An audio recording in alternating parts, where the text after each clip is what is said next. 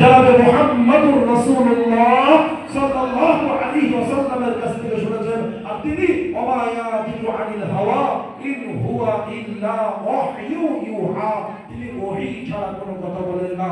এজন্য ওহী মাতলু আর ওহী গায়র মাতলু, কোরআন আর সুন্নাহ নিয়ে এই মাদ্রাসায় পঠন হয়। আল্লাহর রহমত ওহী এসে আরশ থেকে যেমন ওহী নাযিল হয়, আর যেখানে ওহী মাতলু আর গায়র মাতলু নিয়ে চর্চা হয় সেখানে আরশ থেকে রহমত নাযিল হয়। আর আপনার বাচ্চার উপরে আরশ থেকে রহমত নাযিল হবে। আপনার বাচ্চা দুমুঠো রুজির জন্য এর কাছে ভিক্ষা করবে, আপনি কি করে ভেবে দিলেন?